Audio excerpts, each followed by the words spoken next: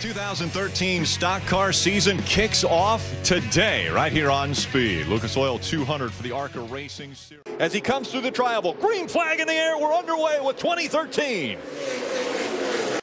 Of Josh Williams out in front of the field for the Lucas Oil 200. The green flag about to come back out after our first caution. It's in the air. We're back underway.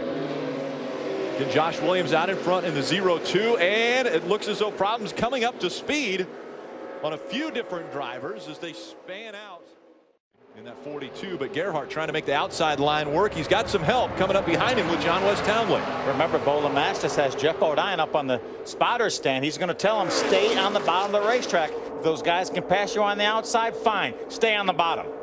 And it looks as though that 5 is making his way up, progressing, and it looks as though he will get by the 0-2 just before they get into turn number 1. And now it's Josh Williams back out in front down on the bottom of the racetrack. Way up high, the 44 of Frank Kimmel. Yeah, Bobby has a very fast car of John West Townley right behind him now. Let's see what they can do. Remember, there's a bigger line on the bottom, but it looks like Bobby may have just a bit of an edge as they get down towards the end of the backstretch. I do want to bring in a real race fan. Just moments ago, he was fist pumping as the cars were working their way around the 2.5-mile super speedway. And he just happens to be a former winner of the ARCA Racing Series here at Daytona. Kyle Busch, welcome to the broadcast. I appreciate it. Thank you, guys. Thanks for having me up here. What did you see that brought on the fist pump there? Oh, trouble. And we've got issues in the tri-oval. The 3 involved. Drew Charlson, the 55 of Venturini Motorsports car, up into the wall. That's Bubba Wallace in the 55 car. A lot of cars involved here. Saw Drew Charlson, as you mentioned, the 3 car. Welcome back. A shot over Lake Lloyd. We take a look at one of the cars that made it through the melee. That is the 2 of Thomas Praytor. And Moose has the ARCA-Mobile 200. Which Mobile. Excuse me. Mobile. ARCA-Mobile 200. That's March 9th. That's the second race of the season for the ARCA Racing Series. And a very impressive debut for Mobile. When they went there a year ago, the praise was so much for Rick Crawford and that whole group that put on that race. They said, we've got to go back. 200 as the pace cars made its way back onto pit road. About to go back to green flag racing. It goes in the air. Bobby Gerhart out in front of the field at Daytona. That might be why Bill Gerhart was celebrating. He saw Bobby Gerhart get out front. Doesn't think there's a car in this field that can pass them. You know, I was watching that replay of Billy celebrating with his crew, and they hadn't wrecked yet. So they were celebrating the fact that Bobby got the lead, not that they were wrecking behind him. Behind him, a very stout race car. That's John West Townley in the 15. He won the pole earlier. A little bit slow on the track. Milka Duno, we saw her leading the first 11 laps of this race.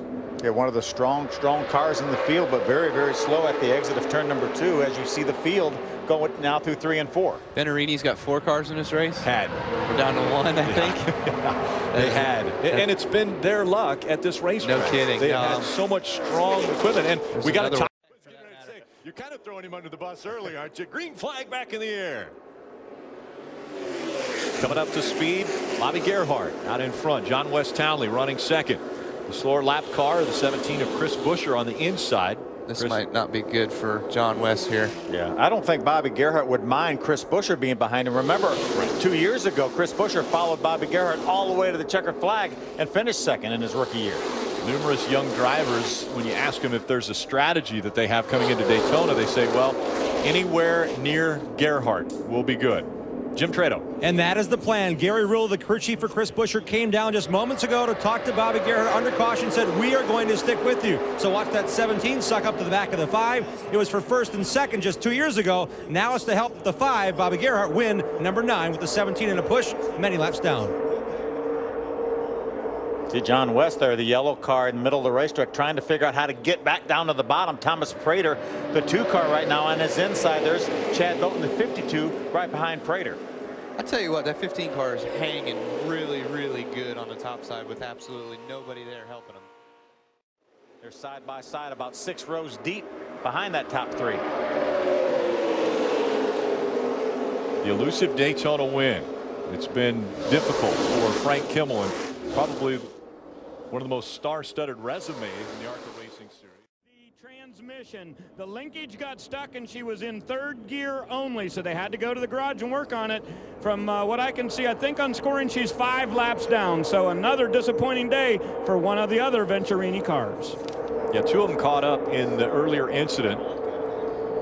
Darrell Wallace was involved, as well as Justin Boston. Those 2 Venturini Motorsport cars behind the wall, and then we saw the 35 of Milcaduno have to go behind the wall to work on the transmission. It's been John West Townley that has been the strongest of this group, as now he is running in the second spot behind Bobby Gerhart. Got a good view of Kyle Larson there in the Turner Scott Motorsports car. That's very, very potent car there out of Turner Scott Motorsports. Remember, they won with Brandon McReynolds at Talladega, and Brandon was leading when he got to the start of the trial well last year and ran out of gas, and that allowed Bobby Gerhart to get win number 8. Jim Trado. Well, Frank Kimmel on that bright yellow number 44 on the outside. And he's up in the top 15 now, but back in contention. Hessert was driving the car that the left rear tire came apart, and in 73 and a victory in the Daytona 500 in 1975. We continue on though with the 2013 version of the ARCA Racing Series race from Daytona, and it's Bobby Gerhart once again out front.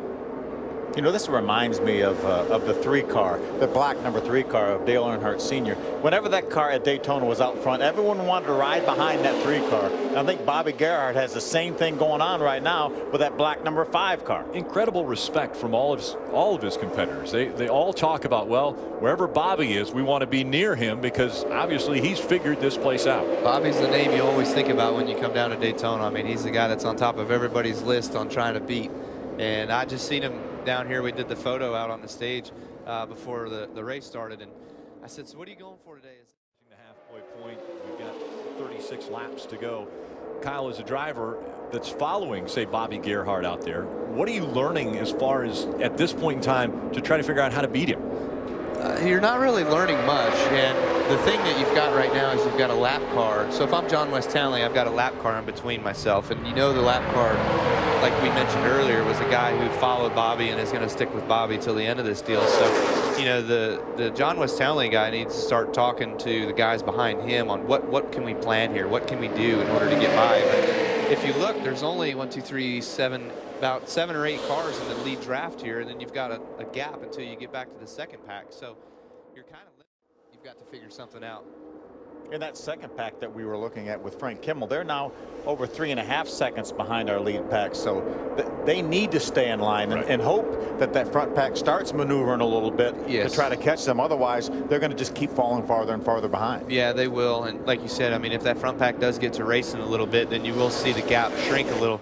But, you know, they need to stay 2 by 2 or what have you for a few laps to get that other pack closed back in. In that second pack, the contact was made between the 44 and the 48. I don't know if we've mentioned it yet, but James Harvey Hilton driving the 48, and he is 78 years old. Gerhart, Bobby, the driver, Billy, the crew chief. And this race is going exactly how they wanted it to go. They were able to get their pit stop around lap number 10. Not that they wanted to see that accident, but they were able to get back out front, a little bit limited front lead draft, going exactly how they wanted to go. And I think that was why you saw that fist pump from Bill Gerhart saying, you know, we got out front, this is what we wanted. And right now, everyone chasing after that 5, as we've seen so many times before at Daytona. You know, they were the first ones off pit road, but they weren't the first ones on pit road. So who's to say that they didn't short fill that thing in order to jump the line a little bit and get off pit road first? Because the 15, they were sitting there in the first stall because they won the pole. Right. And they were still filling as the 5, actually they were leaving slowly as the 5 was going by. So if I was a 15 crew chief, I would have been looking down pit road and watching whoever the first guy was coming. I would have said, go, go, go, whether I'm full or not. Yep. Yeah, they made a little bit of a fuel mileage run this morning. They had a 45-minute happy hour for the ARCA Racing Series, and Bobby told me, Bobby and Billy both said, hey, we got incredible fuel mileage in that 10-lap run. He said, we're really, really good on fuel mileage. Yeah, I heard the same thing. Thomas Praytor running third, doing a great job here in the Mobile 200. Yep. Winner's car. Great story on the door. His name is actually, it says Tom Moose Praytor on there. They call him Moose. And it's because when he was running Bandoleros way back in the day, when he was younger, probably 5 or 6 years ago, way back in the day, they had a moose on his Bandolero car, and so everybody just started calling him Moose. Yeah, Thomas started back in the 34th position, and he's made his way up to fourth right now. See, Bobby Gerhart has to lead the pack around some slower lap cars. See if they're all able to get back in line.